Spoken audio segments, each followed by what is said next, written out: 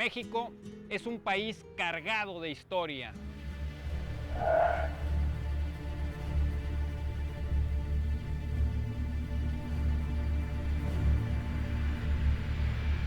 En México podemos jactarnos de haber protagonizado o padecido una conquista, una evangelización, una independencia de España, una guerra contra Estados Unidos, otra contra Francia y varias entre nosotros mismos. Como la Gran Revolución, que se llevó al Hades cerca de 1 millón de almas mexicanas. También podemos añadir una expropiación petrolera, un movimiento estudiantil, una transición democrática y todo tipo de vaivenes económicos, pocas veces provechosos y muchas veces desastrosos, como la devaluación del 76, la crisis de la deuda externa en los 80s, la estanflación o el error de diciembre. Algunas cosas hay que presumir y muchas otras hay que lamentar en nuestra historia.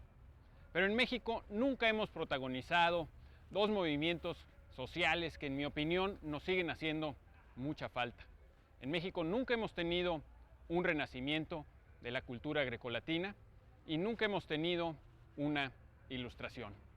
Hoy vamos a hablar de estos 3 temas: revolución, renacimiento e ilustración.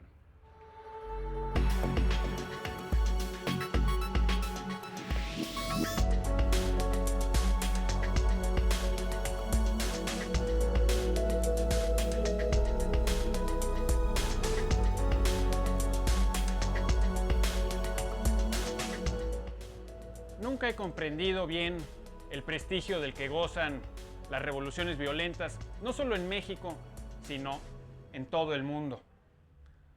La revolución más célebre de todos los tiempos debe ser la Revolución Francesa, que se suponía que iba a instaurar un régimen de igualdad, de libertad y de fraternidad.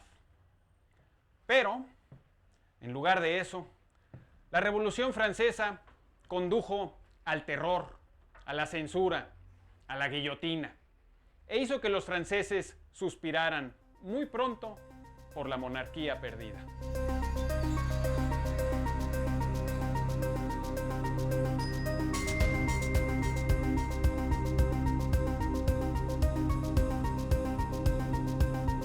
Otra famosa revolución es la Revolución de Independencia de los Estados Unidos.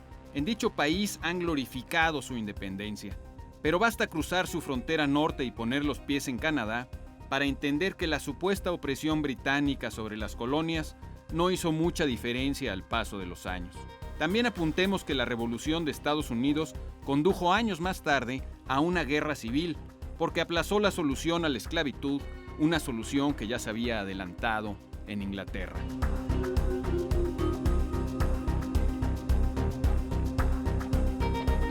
Ya en el siglo XX, la Revolución Rusa, la Revolución China, la Revolución Cubana, todas violentas, se propusieron nada menos que reinventar al hombre y crearlo nuevo. La mejor alegoría de las revoluciones comunistas del siglo XX está en el libro Granja de Animales de George Orwell, uno de los libros más tristes que se pueden leer sobre las esperanzas puestas en una revolución.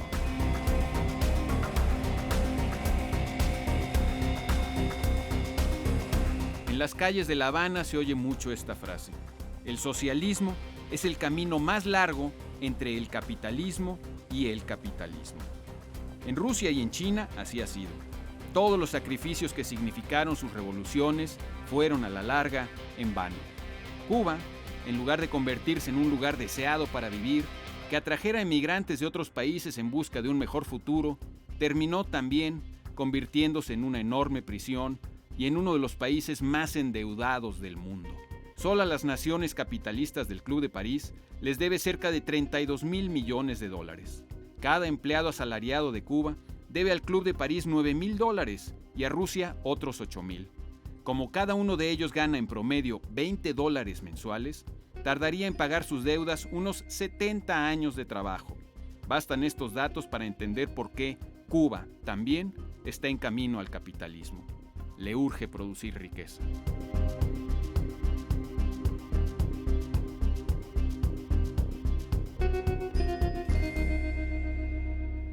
A pesar de lo que nos dice la historia, la idea misma de la revolución violenta sigue gozando de gran prestigio. De hecho, es una tentación para muchas personas, incluidos numerosos intelectuales y académicos. Pero lo que la experiencia nos dice es que la mejoría de los países llega antes por la paz que por la guerra. También en México, cuando hemos avanzado, ha sido siempre calladamente, mediante cambios graduales y prudentes que, al sumarse, han llegado a ser enormes. En otra emisión hemos hablado de los efectos que tiene la acumulación de conocimientos y de los retos que representa la civilización. El holandés Rob Riemen afirma en su libro Nobleza de Espíritu que las civilizaciones modernas evolucionan sin violencia. Por ejemplo, grupos de feministas, de ecologistas, de trabajadores, de consumidores, de vecinos, líderes de opinión, defensores de distintas causas, etc., han provocado enormes cambios en las sociedades civilizadas sin violencia de por medio. Más aún, en las sociedades civilizadas, quienes emplean la violencia se autoexcluyen del diálogo de los demás y son considerados con justicia como bárbaros o incivilizados. Recordemos ahora la gráfica de acumulación de conocimientos que les propusimos en otro programa. Aquí, más o menos en el siglo XV, podemos ver un gran incremento, cómo aumenta la curva en la acumulación de conocimientos. Como habíamos mencionado, en gran parte este incremento se debió a la invención de la imprenta, pero también a los valores que trajo consigo el Renacimiento, en particular al humanismo y a las experiencias de la antigua Roma y sobre todo de la antigua Grecia.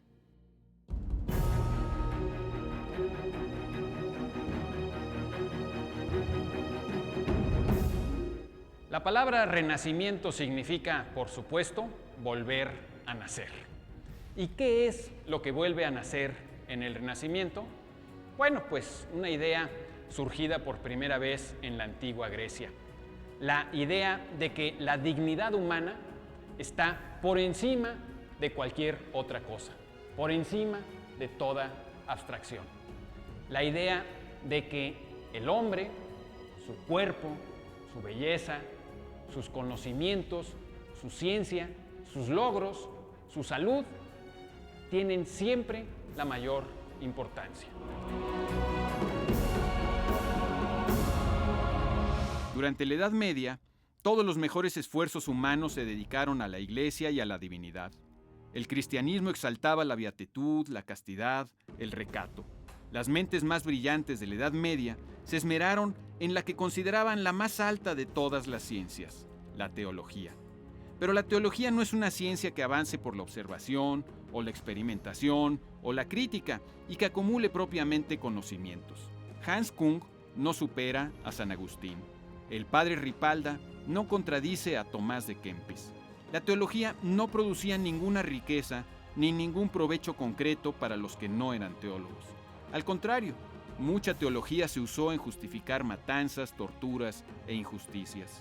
Como las mejores mentes se concentraban en asuntos teológicos abstractos, las sociedades de la Edad Media desperdiciaban un enorme potencial de progreso.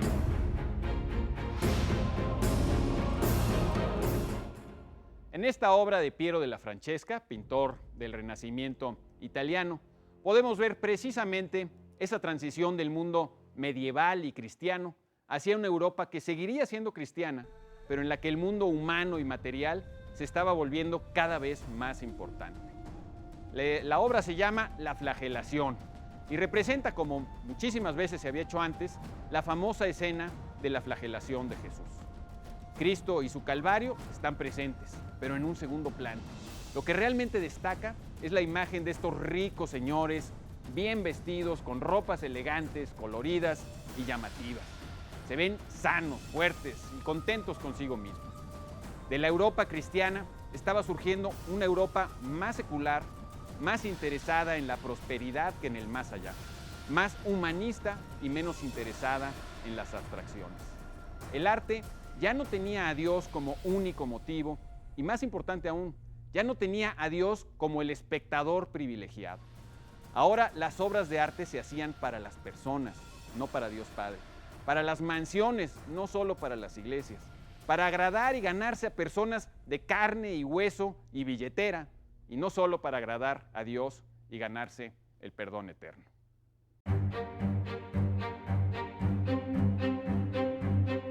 El espíritu de Grecia y Roma jugó un papel importantísimo a este respecto.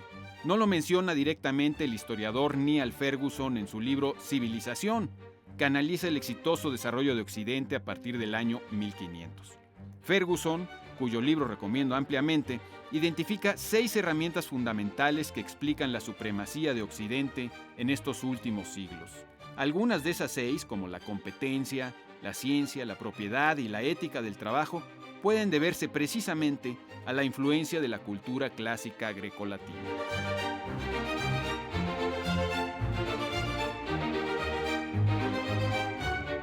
Por supuesto, el apogeo secular de Occidente no quiere decir que la religión o que la idea de Dios hayan dejado de ser importantes.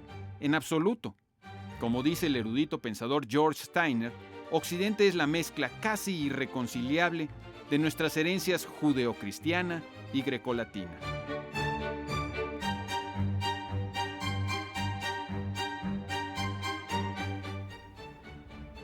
La Ilustración, por último, significaba, en palabras de Immanuel Kant, la salida del hombre de su autoculpable minoría de edad.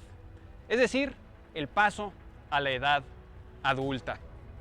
Para Kant, a finales del siglo XVIII, por primera vez en la historia, la mayoría de las personas estaban listas para salir del tutelaje. La mayoría de las personas ya no necesitaban de líderes espirituales o intelectuales o morales que les dijeran en qué creer, en qué pensar o cómo conducir su propia vida. Ser adultos significa ser autónomos, hacernos cargo de nosotros mismos, hacernos responsables de nuestras propias decisiones. Es cierto que hoy en día lo que digan los obispos no tiene casi ningún peso en nuestra sociedad. Pero eso no significa que hayamos alcanzado la edad adulta, ni mucho menos. Muchos siguen creyendo que el Estado debe cumplir con un papel de padre protector en un sinfín de asuntos que deberían ser, antes que nada, competencia directa de las personas. Por ejemplo, la responsabilidad de educarnos y de educar a nuestros hijos la hemos trasladado al Estado y a otras instituciones privadas. El lema de la Ilustración era sapere aude, atrévete a saber. Hoy en día, cuando la información, las lecciones y los libros son más fáciles de conseguir que nunca antes, ese lema adquiere mayor relevancia. Lo que nos falta es atrevernos a saber.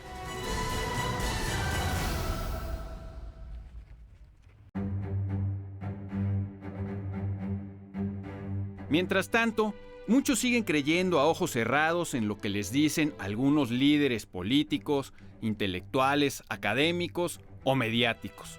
Nos hemos convencido de que la gente buena es la que tiene buenos sentimientos, expresados en posturas como ser de izquierda, ser nacionalista o ser católico, pero eso no tiene nada que ver con hacer el bien.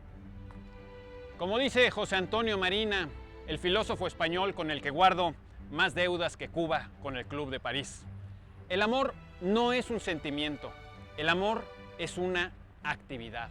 Lo repito, el amor no es un sentimiento, el amor es una actividad. Es esta actividad adulta, madura y generosa la que nos hace falta en México. Por buenos sentimientos salimos sobrando.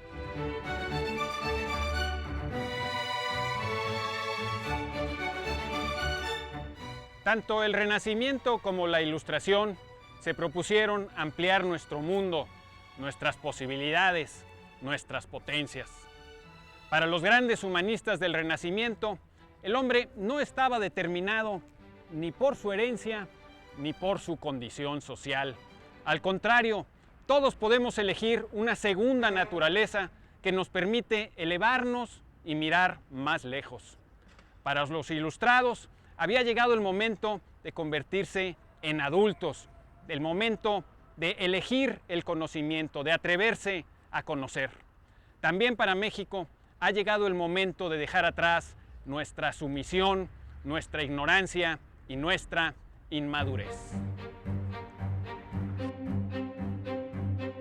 Al elegir la razón y el conocimiento, aumentan nuestras responsabilidades, pero también aumentan nuestras potencias y las posibilidades de nuestro mundo.